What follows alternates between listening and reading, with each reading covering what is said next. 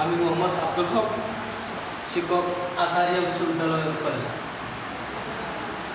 শ্রেণী তোমাদের এখন যে ষষ্ঠ শ্রেণী বাংলাদেশ বিশ্ব পরিচয় অধ্যায় 7। তোমাদের সাথে এর আগে যে ক্লাসটুকু হয়েছে সেখানে এই পরবর্তী অংশ থেকে আজকে তোমাদেরকে এ বিষয়ে আলোচনা করব। ষষ্ঠ শ্রেণীর শিক্ষার্থীবৃন্দ, বাংলাদেশের এই 7ম অধ্যায় বাংলাদেশের অর্থনীতি। আমাদের দেশে বাংলাদেশের অর্থনীতির মূলত হল কৃষি নির্ভরশীল। আমাদের এদেশের যে অর্থনীতি সেটা হচ্ছে মূলত কৃষি নির্ভরশীল। আমরা কৃষির উপরে নির্ভরশীল। কৃষির পাশাপাশি শিল্প, ব্যবসা, বাণিজ্য প্রসার লাভ করেছে। দেশের রাষ্ট্রীয় মালিকানা কিছু কলকারখানা, রেল, সড়ক ব্যবস্থা প্রবৃত্তি রয়েছে। বর্তমানে আমাদের দেশে গার্মেন্টস শিল্প বিকাশ লাভ করেছে, যা অর্থনীতিতে বিরাট ভূমিকা রাখছে। আমাদের দেশে দেখা যাচ্ছে বর্তমানে এই যে গার্মেন্টস শিল্প যেটা, সেটাও কিন্তু অর্থনীতিতে একটা বড় অবদান রাখতেছে, যা অর্থনীতিতে বিরাট ভূমিকা রাখছে। শ্রমিক, শ্রমজীবী মানুষ জীবন ও সেই সাথে উন্নত হচ্ছে। অর্থনীতির উন্নতি ছাড়া কোনো দেশ ও জাতি টিকে থাকতে পারে না। তোমরা অবশ্যই জানো এই যে টাকা ছাড়া কোনো সময় কোনো দেশ এই যে উন্নতি হতে পারে না। 1971 সালে দেশ স্বাধীন হওয়ার পর আমাদের কৃষি, শিল্প, ব্যবসা, বাণিজ্য দ্রুত উন্নতি লাভ করতে শুরু করে। এ দ্বারা আজও বেগমান করা সম্ভব। তা করা হলে দেশ থেকে বেকারত্ব, দরিদ্র দূর হবে। দেশের জনগণ উন্নত জীবনযাপন করতে পারবে।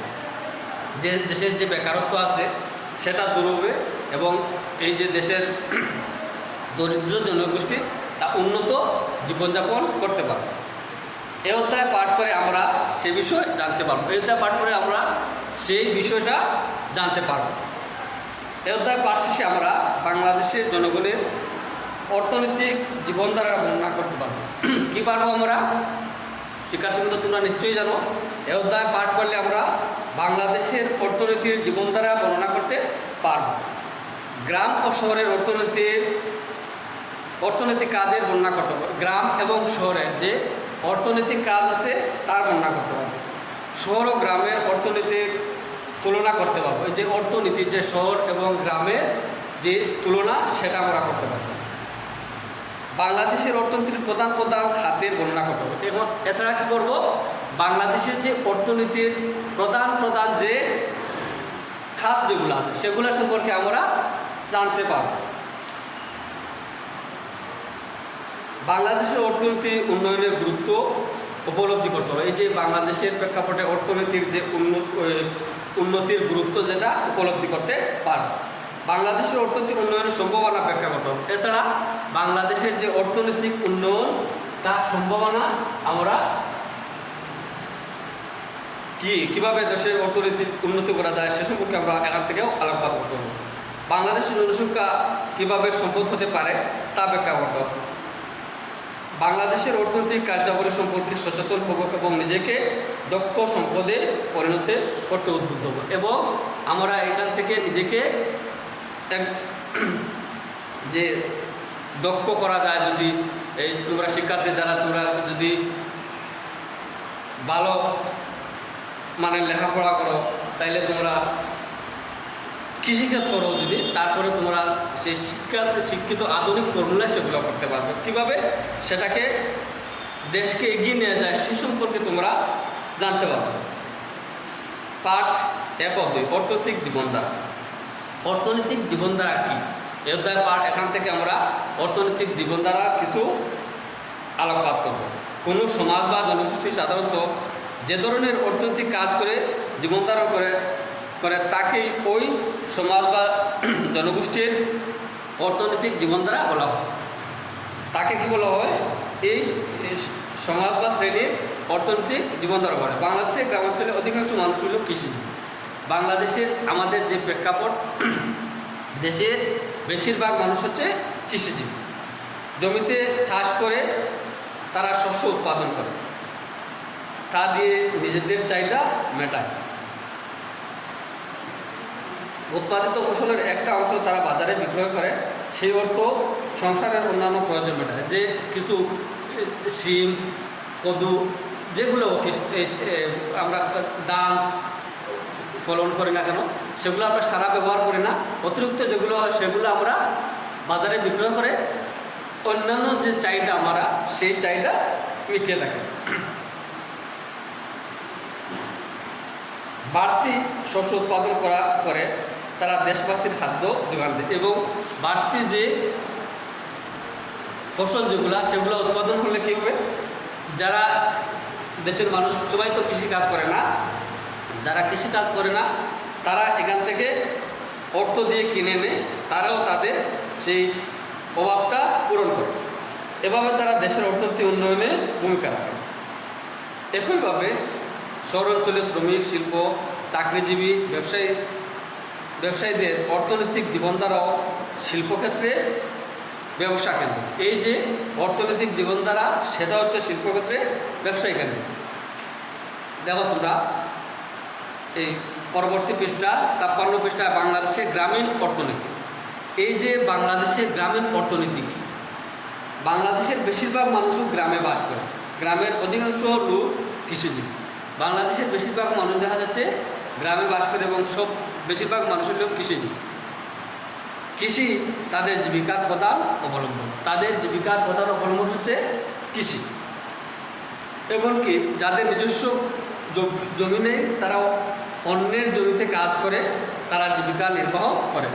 তোমরা অবশ্যই জানো যে আমরা বলি যেটা বর্গা চাষি, যাদের নিজস্ব জমি নেই তারা অন্যের জমি চাষ করে, সে এই অন্যের জমি চাষ করে সে তার জীবন দিনাতিপাত করে থাকে। অর্থাৎ দেশের কয়েক কোটি মানুষ তাদের জীবিকার জন্য সরাসরি কৃষির উপর নির্ভরশীল। তোমরা জানো অবশ্যই যে দেশের বেশিরভাগ মানুষ কৃষির উপর নির্ভরশীল, যে কারণে বাংলাদেশে কৃষি নির্ভর দেশ বলা হয়। এই কারণে আমাদের দেশকে কৃষি নির্ভর দেশ। এখানে দেশে বাংলাদেশের অর্থনীতি এই যে কৃষি থেকে যে উৎপাদিত ফসল, এই তার পেটের চাহিদা পূরণ করে, যেগুলো সে বাজারে বিক্রয় করে, সে বাজারে বিক্রয় দিয়ে কাপড়, ডাল, চাল, সবগুলো চাল বাদে অন্যান্য সব জিনিস তারাই করে। কৃষিকাজ ছাড়াও গ্রামের মানুষ একটা অংশ জেলে, তাঁতি, কামার, কুমার, চোলার, মুদি হিসাবে তাদের জীবিকা নির্ভর করে। কৃষিকাজ ছাড়াও আরও কিছু কিছু কাজ আছে, সেগুলা মানুষ করে থাকে।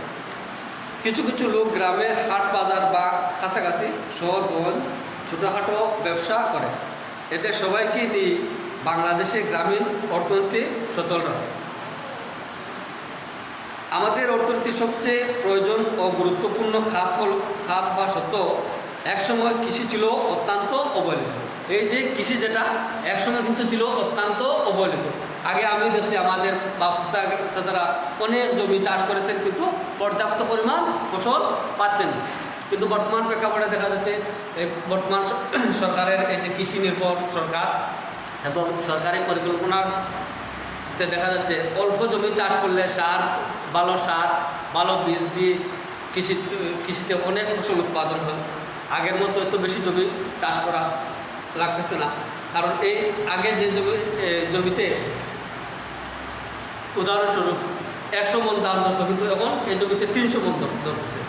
এই আধুনিক কৃষি পদ্ধতির কারণে বাংলাদেশের অর্থনীতিতে সবচেয়ে প্রয়োজন ও গুরুত্বপূর্ণ খাত হওয়া সত্ত্বেও একসময় কৃষি ছিল অত্যন্ত অবহেলিত। কিন্তু বর্তমানে কৃষি আধুনিক যন্ত্রপাতি ব্যবহার করে, সার, কীটনাশক, উচ্চ ফলনশীল বীজ প্রয়োগ করে, এর ফলে ফসলের উৎপাদনই শুধু বাড়েনি, গ্রামীণ অর্থনীতির জন্য নতুন সম্ভাবনা সৃষ্টি করেছে।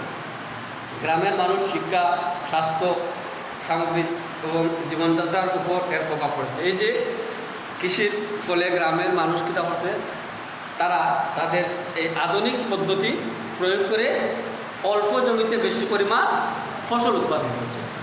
এতে গিয়ে কৃষকরা লাভবান হচ্ছে এবং রাষ্ট্রও লাভবান হচ্ছে।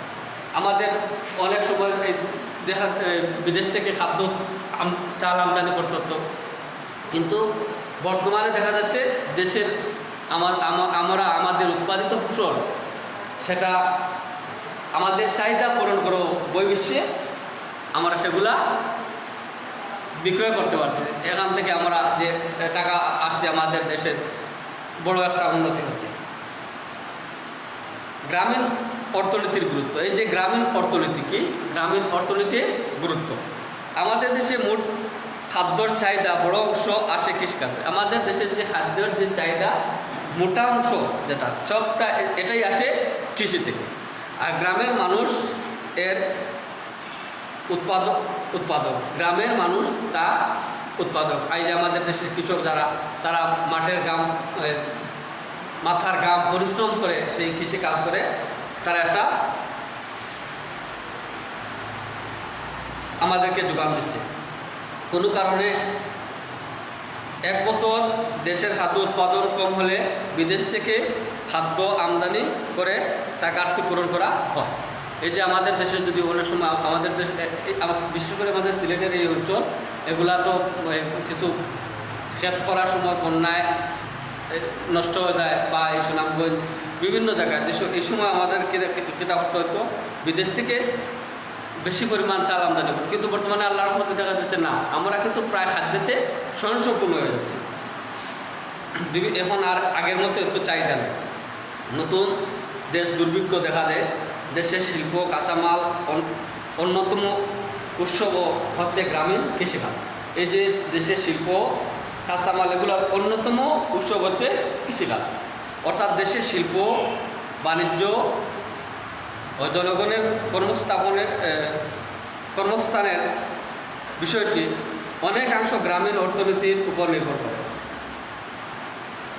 এভাবে গ্রামীণ অর্থনীতি এখনও আমাদের অর্থনীতির মূল ভিত্তি হিসাবে কাজ করে। এই যে আমাদের দেশের যে অর্থনীতি সেটা মূল ভিত্তি হিসাবে এই কৃষিকাজ সেটা কাজ করে। তোমরা দেখো আমাদের শহরের অর্থনীতি, আমাদের দেশের যে শহরের অর্থনীতি কি, এই শহরের অর্থনীতিটা দেখো বাংলাদেশের মোট জনসংখ্যার প্রায় 30% শহরে বাস করছে। এতে দেখা যাচ্ছে আমরা 70% মানুষ কিনা করছে আমরা গ্রামে বাস করছি। রাজধানী ঢাকা, বন্দর নগর চট্টগ্রাম, শিল্প শহর নারায়ণগঞ্জ, খুলনা বাস করে বিপুল সংখ্যক মানুষ। এইসব এলাকায় বিপুল সংখ্যক মানুষ বাস করে। এসব শহর ছাড়াও বিভিন্ন বিভাগীয় জেলা উপজেলা শহর ও শহরবাসী মানুষের সাধারণ অফিস আদালত ও শিল্প কারখানার চাকরি, ব্যবসা বাণিজ্য, যানবাহন চালনা, নানান ধরনের দিনমজুর ও বাসা বাড়িতে সহকারী হিসাবে কাজ করে জীবিকা নির্বাহ করেছে। যে বিভিন্ন মানুষ, যেমন কিছু মানুষ আছে কাজের মানুষ হিসাবে মানুষের বাসা বাড়িতে কাজ করছে। শহরের জনগোষ্ঠীর মধ্যে যারা ধনী তারাই নগরীর অভিজাত এলাকায় বাস করে। মধ্যবিত্ত নিম্নবিত্ত মানুষও তাদের সামর্থ্য অনুযায়ী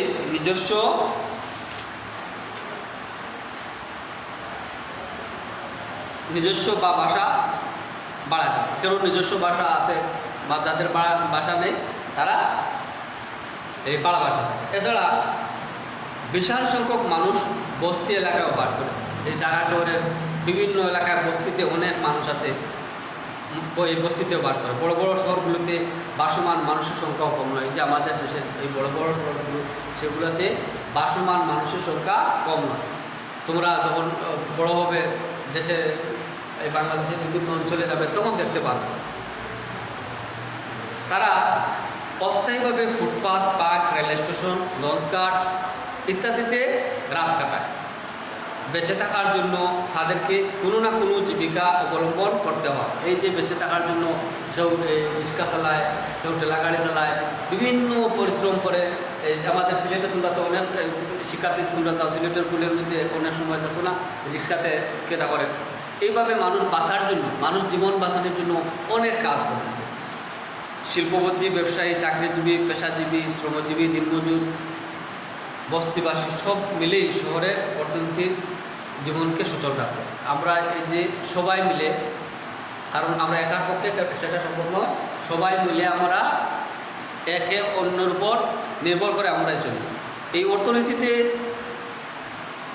সচল করতে শুধু শুধু কৃষিকাজ করলে হবে না, তার পাশাপাশি সবাই দিনমজুর যারা তারাও অর্থনীতিতে কাজ করতে, কৃষক যারা তারা কাজ করছে, তাকে সবাই মিলে আমরা একত্রে দেশকে এগিয়ে নেওয়ার জন্য কাজ করছি।